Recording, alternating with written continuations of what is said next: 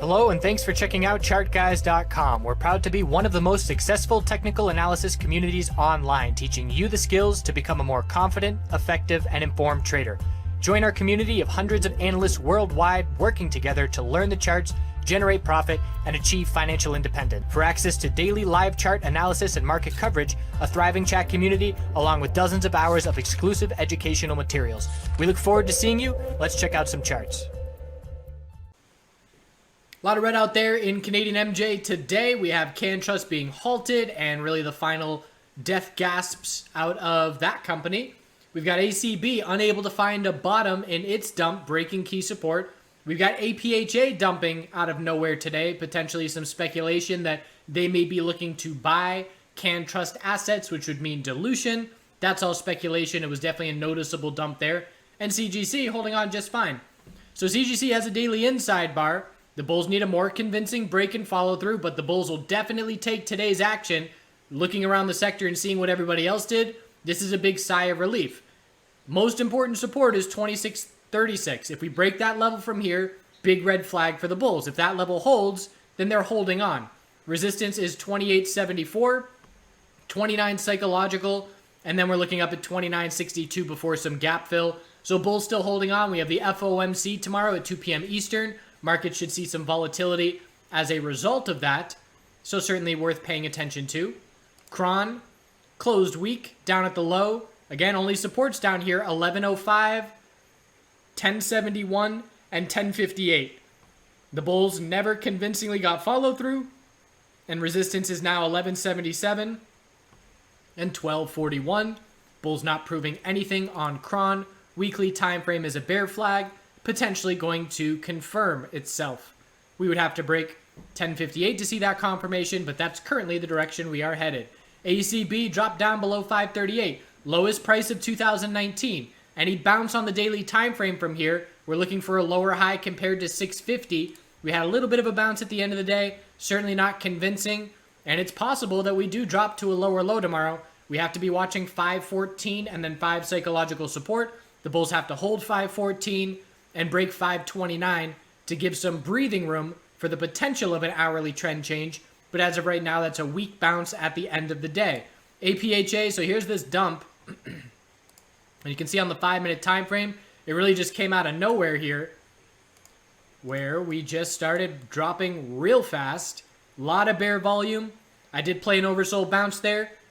Bought in at 623, had my stop loss at 619, just missed getting stopped out, and my sell target was 629, so I was risking 4 pennies, looking to make 6 pennies. I generally try and keep it 2-to-1 risk to reward. That was just a 1% flip, and then we dropped down to a lower low. So I'll keep an eye on APHA, but at this point, it's a weekly equilibrium where we have our low, high of the bounce, higher low, lower high. Most important support is 583 from here. If the bulls want to maintain a weekly higher low, that's a must-hold level. TLRY back to bears, so low, high, higher low. Lower high is now set at 32.77, and we're looking back down at 29.07 support as the bears are still strong here. VFF had a nice oversold bounce, so in the video yesterday we were watching for the hourly oversold bounce. Low of yesterday broke, we dropped 8 pennies, and then we saw a 5% bounce, 4.5%. So very nice, but it didn't keep up and didn't hold, which is why in this bear market right now, in this bear sector, bulls are taking their profit when they have them. And that's the way to do it until we see significant trend changes and until we have a reason to hold on through consolidation. At this point, the pattern has been sell into strength because consolidation is likely going to give back that whole move. Eventually that will change, but that's not the case right now. Despair is hitting social media again. We're not going to see a fall rally is the echoing chamber of despair on social media. I personally never thought we were going to see a significant fall rally in Canadian MJ. I was looking towards US MJ, potentially getting a catalyst to have a good fall, but I was never really a big believer that we were going to see significant upside heading into edibles and all that in October and December in Canada. I'm just looking for monthly lower highs. So monthly higher lows and then monthly lower highs. So just as an example for APHA, if we do set a monthly higher low, which is trying to happen here, I would just be looking for a monthly lower high compared to 1095. I'm not looking for any kind of FOMO hype euphoria. As far as I'm concerned, euphoria in Canada has passed, and the MJ sector will see it again, but it'll be on the US side based on catalysts that are political in nature as far as law changes. But big picture, it's not going to be the same market that it used to be. Everybody learned lots of lessons in Canada, and those lessons will be applied to the US as well. VGW.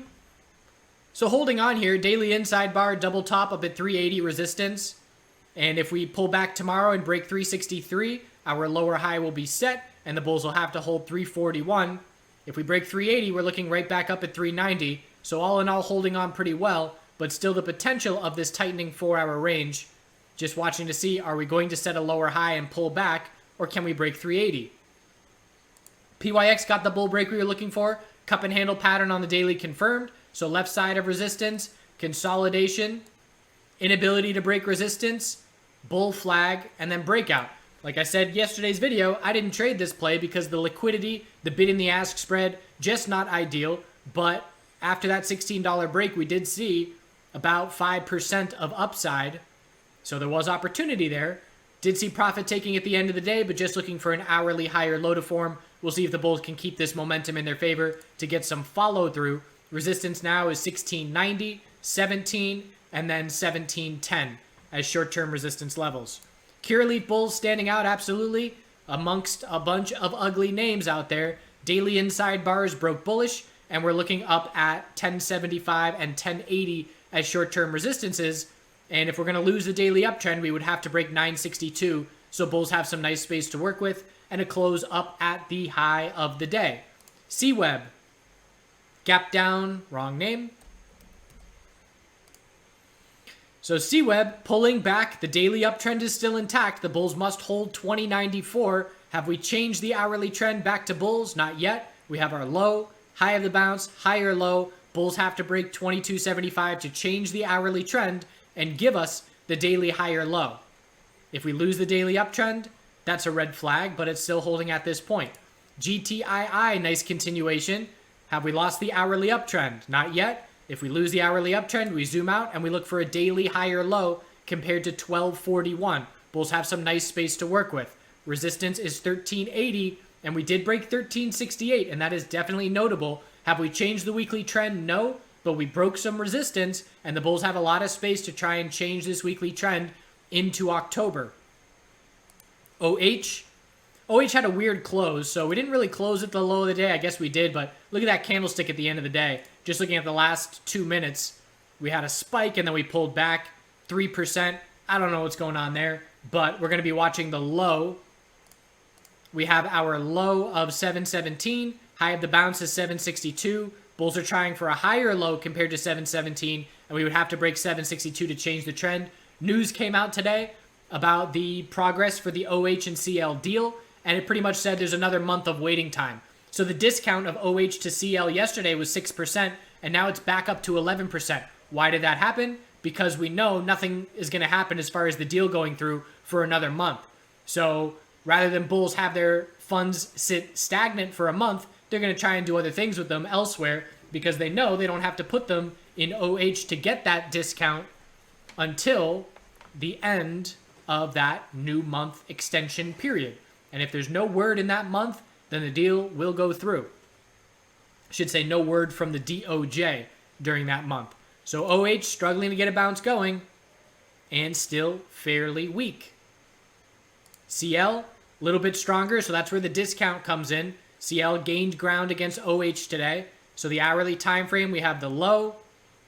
We held a higher low by 10 pennies. The top of the bounce is 983, and we were unable to break that level. Bulls have to break 983 to work on some gap fill, but we would just be looking for a daily lower high to form. The question right now is it going to be a daily bear flag, or can the bounce be more significant to try and create enough space for a daily higher low to then form?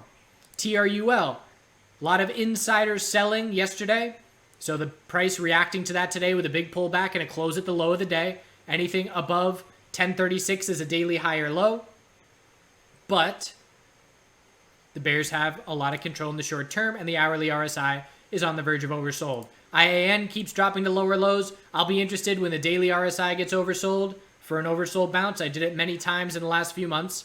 Not many times, but probably 3 times. When the daily and the 4-hour RSI both get oversold, bounces have been pretty consistent. As long as we sell into strength, there's opportunity there. I love oversold bounces, so I'm going to keep an eye on that play. But we would have to drop to a lower low under 267 to get me interested, because that's the only way the daily RSI is going to get oversold. So if we do break 267 tomorrow, I will probably begin to look for a daily oversold bounce, and then just looking for a 5% bounce or so for a daily lower high to form.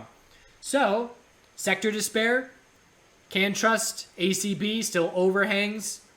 Everybody's caring about where Bruce is going. Not really sure why, but I guess they'll cling on to any hope of hype or something.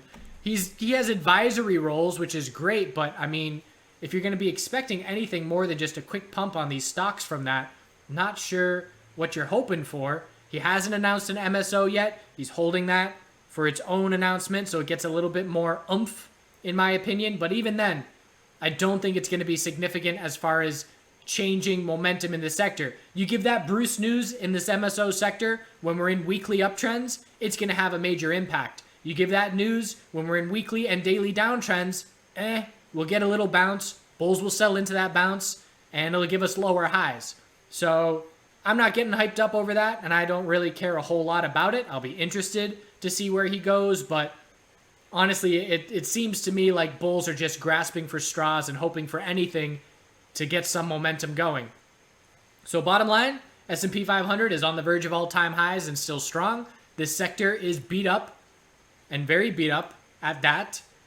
The US MJ space is waiting on a catalyst from Congress to pass the SAFE Act. It then has to go to the Senate and pass the Senate. If that happens, we will see hype and euphoria in the MJ space. If not, we may have a long 2019 ahead, or 2020 ahead of us, while we wait for the fall and the elections and potential further states passing and catalysts in that regard. As far as Canadian MJ goes, lots of beat up names, lots of downtrends, and lots of weakness.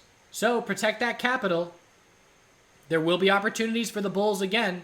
We know that much, but not right now. So we'll keep an eye on things, and we'll see if CGC bulls can get some continuation. That can be a glimpse of hope in a dark sector if CGC can break to a higher high. And other than that, I'll see you tomorrow. Have a good rest of your day.